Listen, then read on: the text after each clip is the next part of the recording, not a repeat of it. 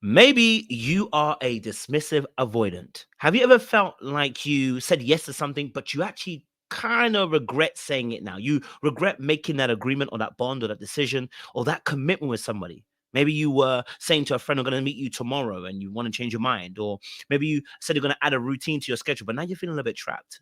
Or maybe you told the missus or your partner you were going to be home at 5 p.m. to have dinner with them and put the kids to bed. And now you're starting to feel a little bit of resentment charging up in your spirit. And you feel like you want to leave, you want to ghost, you want to, self-sabotage and get them to cancel the appointment or cancel, the trip or cancel that agreement you guys made, right? And you're feeling like now all of a sudden you're in a prison. Well, the easiest way to say this is that you actually fear commitment. You fear that feeling of being trapped and your autonomy being taken from you. And so, I want to be able to tell you that this, the reason why you're in that position is because one of the things is you feel like, when it comes to disappointment and rejection, you felt that before. You don't want other people to feel it. Another thing is that you don't know that you can renegotiate when you make a deal. You feel like once you've made a deal, you have to stick to it. And so now you want to avoid or you want to be able to run. Another thing is that you feel like that you are trapped by the non-specificity of the request of the individual person, maybe, right? You're not sure how many times they're asking for you to do this thing, and now you feel like it could be forever. And so suddenly you're feeling this anxiety come over you.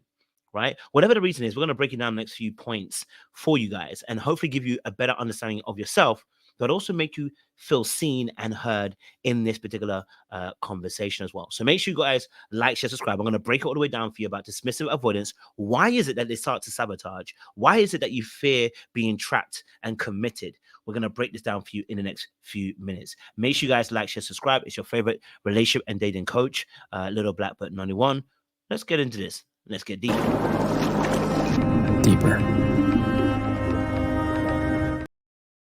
So if you're new to attachment styles, quickly when I break it down for you, attachment styles are simply based on John Bowlby and Mary Ainsworth, who are psychologists. First John Bowlby, then Mary Ainsworth, who built upon that.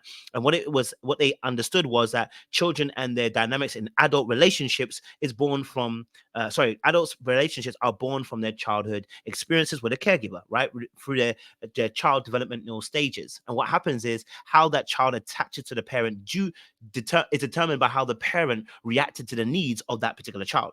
One of those particular attachments is called dismissive avoidant. And what it means is somebody who's dismissive avoidant tries to avoid close emotional connections in relationships with people, right? They're used to being independent, being on their own, being strong-willed, and they believe that everyone should individually meet their own needs. All right. Their core wound, what really drives them in terms of being dismissive avoidant of their actual needs, wants, and emotions, is that they fear being rejected. Okay.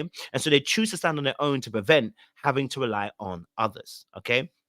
Quickly again, the background of this is that the parent was probably neglectful of their emotional needs. They were dismissive and shaming them for their needs. They made them feel like a burden. They made that child potentially parentify that child, so the child had to put their needs aside to be a parent, a second parent or third parent in the household, and that can cause a child to then go into a place of dismissive avoidance. Okay, let's talk about being trapped and what that actually means. I want to let you know that avoidance actually do carry anxiety.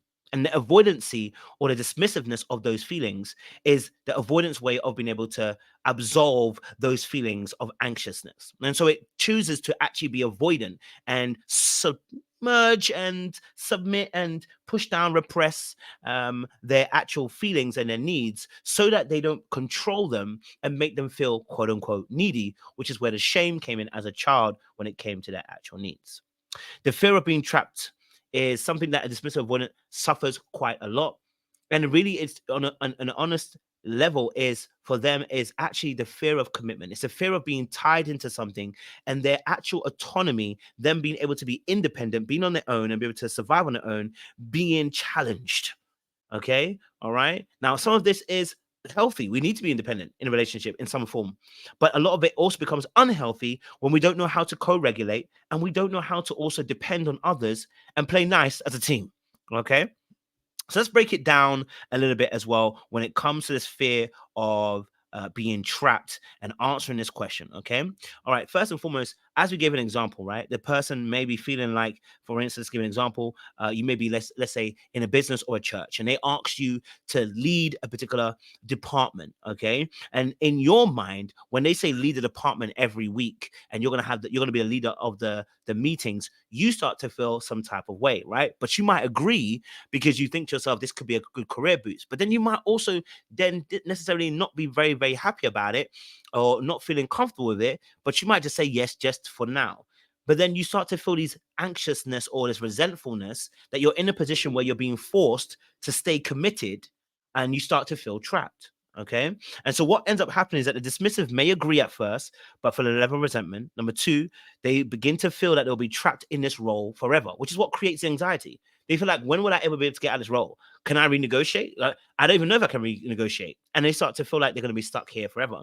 It's actually one of the reasons why in relationships too, when it comes to romantic relationships, that sometimes when you ask a request of a dismissive avoidant, their mind, due to them thinking well ahead to avoid situations where they're going to be trapped, they say no really staunchly, really harshly, no conversation, and you're wondering why they're being so tough, and it's because they don't want to have a discussion that will begin to negotiate something that they believe will end in them being stuck and them not being able to negotiate or tell you that their boundaries are X, Y, and Z.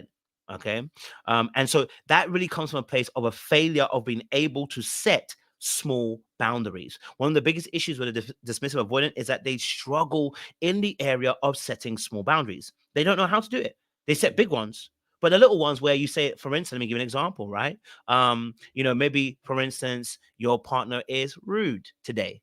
A dismissive avoidant might not say anything today, and he might not say anything tomorrow, and he might not say anything next week. But the week after, they're sick and they're tired of hearing it, right? And what they end up doing is, rather than setting that boundary at the very beginning that they don't like something or they don't want to do something, right? They're now going to explode or implode. And usually it's an implosion, which then leads them to avoiding you or not talking to you or not messaging you, right? Or silent treatment you.